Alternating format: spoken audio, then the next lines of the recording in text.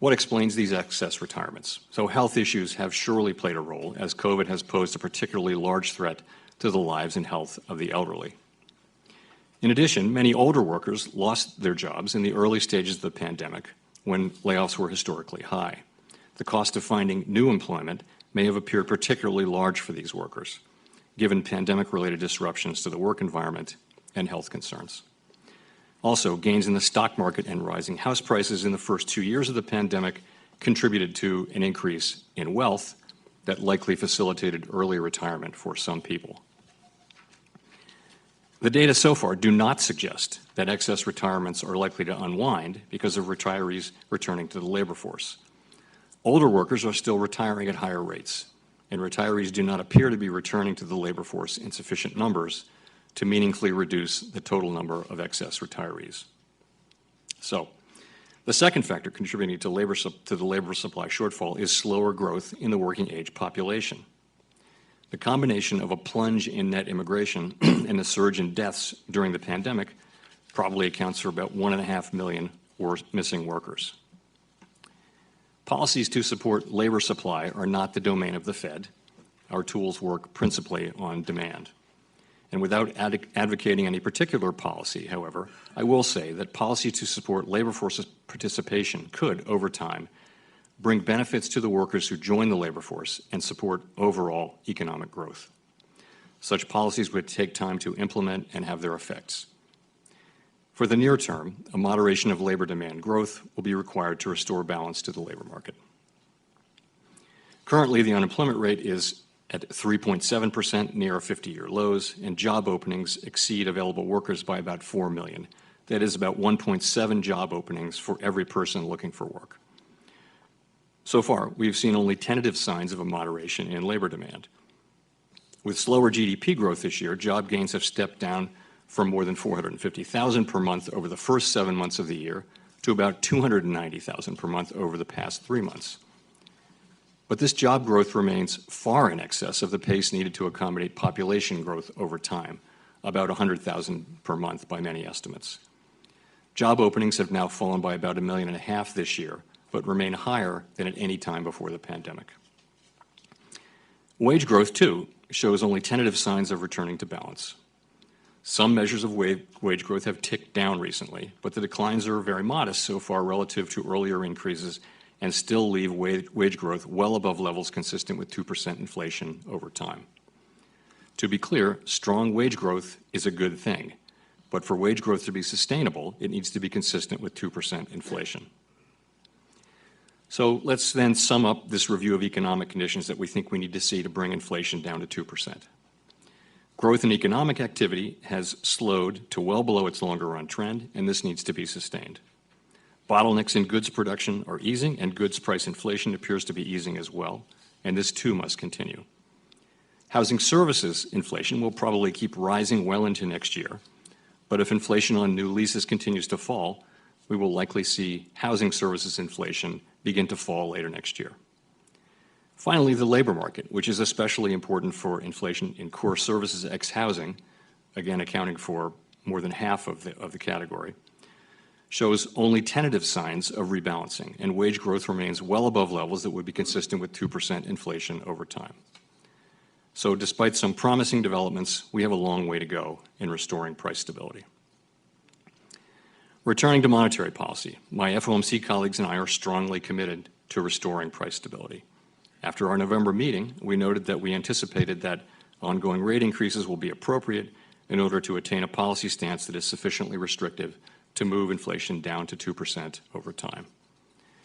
Monetary policy affects the economy and inflation with uncertain lags, and the full effects of our rapid tightening so far are yet to be felt. Thus, it makes sense to moderate the pace of our rate increases as we approach the level of restraint that will be sufficient to bring inflation down. The time for moderating the pace of rate increases may come as soon as the December meeting. Given our progress in tightening policy, the timing of that moderation is far less significant than the questions of how much further we will need to raise rates to control inflation and the length of time it will be necessary to hold policy at a restrictive level. It is likely that restoring price stability will require holding policy at a restrictive level for some time. History cautions strongly against prematurely loosening policy. And I'll close by saying that we will stay the course until the job is done. Thank you.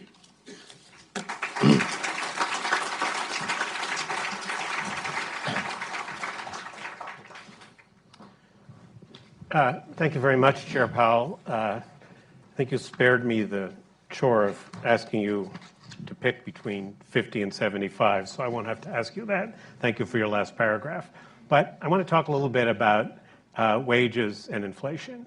So, as you said, wages are rising faster than is consistent with a 2% inflation rate, assuming reasonable productivity. You said in November that wages are not the principal cause of prices going up. But for many workers, real wages have been falling lately. So I wonder, isn't there room for wages to rise a bit faster so workers can make up lost ground? And what level of wage increases do you think is consistent with a 2% inflation target? Okay, so I guess I would start by saying that the inflation that we saw at the beginning of this episode back in March of 21 was not really related to wages at all. It was related to tightness in goods markets, largely due to supply chain issues. Over time, though, inflation has now spread broadly through the economy. And while I would still say that the inflation we're seeing now is not principally related to wages, we think that wage increases are probably going to be a very important part of the story going forward, particularly as it relates to that third category of core services ex housing. So we think it is an important thing going forward. And ultimately, in the service sector in particular, where wages and benefits are by far the largest cost, wages need to go up. And of course, we want wages to go up. We want wages to go up strongly, but they've got to go up at a level that is consistent with 2% inflation over time, making basic assumptions about productivity. So if you look at the principal wage measures that we look at, I would say that you're 1.5 or 2% above that with current wage increases. So particularly the employment compensation index and the average hourly earnings index. Look at those two. It's about 1.5% higher than what would be consistent, making various adjustments, including for productivity, from nominal wages. So, and as we look at the labor market today, including today's JOLTS data, what you see is a labor market that there's a real imbalance between supply and demand. There are 1.7 job openings for every unemployed worker, everyone looking for a job. The so-called jobs workers gap is about 4 million, meaning if you look at all of the available jobs, including people who are working, and then look at people who are in the labor force or looking for a job, there's a 4 million shortfall. So you're in that world, and we think that there's a job for moderating demand in there and getting the labor force back into balance. You don't think that there's a possibility that we should have a period of catch-up of wage increases above the sustainable level, and that businesses with relatively fat profit margins can absorb some of that without passing it through? So that's the question of the worker share of profits and that kind of thing is not really related to this. Right now, people's wages are being eaten up by inflation. So what you want to do is you want to have inflation stable and then have a very strong labor market where the biggest wage gains are going to the people at the bottom end of the spectrum. And we had that at the end of the very long expansion that ended with the pandemic. That's not what we have now. Now, for most workers, the increases they're getting in wages are being eaten up by inflation. That's actually not true at the bottom end, where wage increases are higher than inflation. And that's a good thing. But if you want to have sustainable, strong labor market, where real wages are going up right across the wage spectrum, especially for people at the lower end, you got to have price stability. And until we restore that, we can't get back to that place where we kind of were for the 2 years before the pandemic hit. And did you take, when you looked at today's JOLTS data, which measures the vacancies and quit rates, did you find that encouraging? More or less in line with expectations, but that's going the right direction. That's a good thing, right?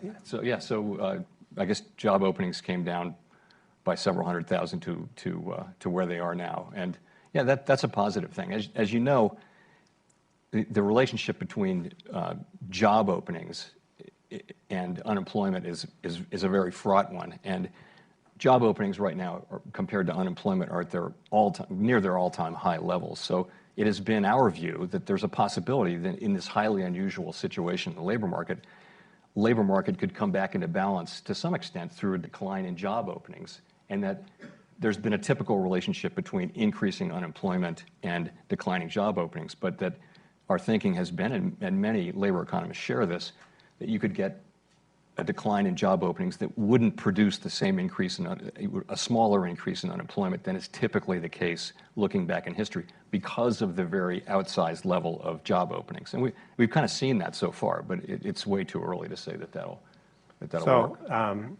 Traditionally, the Fed looked at the unemployment rate as a measure of labor market tightness, and we've seen recently that that may be misleading. Unemployment rate is still very low, and as you pointed out, job vacancies are starting to come down. But to the extent that the Fed still relies on a Phillips curve kind of relationship, going forward, is the natural rate of unemployment a useless concept?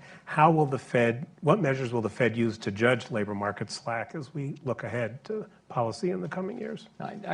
So I think the way we think about it, of course, the standard way to think about it is it's the gap between the actual unemployment rate and the natural rate of unemployment that matters, right? And the issue really, it's not that that framework doesn't make sense, it does make sense. But the issue is that the natural rate of unemployment is very hard to identify with certainty, even in normal calm times. But when there's a violent disruption of the labor market, it can move very substantially. So, and that happened at the beginning of the pandemic. You had the labor market was very much disrupted, and we assumed that the natural rate had moved up, meaning that for any level of unemployment, the labor market is tighter. So we knew that. And I think what was different in this cycle was really that you had to look at things like job openings and quits and reservation wages and just wages overall to tell you that the natural rate of unemployment had really moved up quite a lot.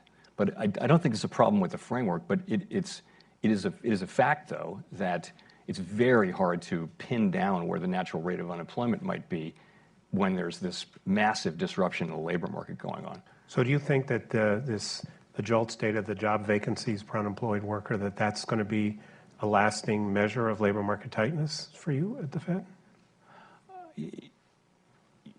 Yes, I think people will tend to, for now, people will tend to look at it. Well, when you tell them you're looking at it, they tend to look at it. They'll look at it. I've noticed that. That's right. I think I would just say in this particular situation, we think it's important, and we're going to find out empirically whether that was true for the reasons I explained. We think that we can see a big decline in job openings and less than you would expect of an increase in unemployment. So this was a unique in so many different ways. Right. This series of events was different from one in particular is just that so much of the inflation was due to supply side constraints, right, which is not a feature of the U.S. economy for a long time. Well, but Vice Chair Lael Brainerd said the other day in a speech that she raised the question of whether long-term changes of the economy, like labor supply, deglobalization, climate change, could reduce the elasticity of supply, and that this may be a problem going forward. Do you share that? So this is a great set of questions that we've all been thinking about a lot, and Lael's speech was really terrific on that.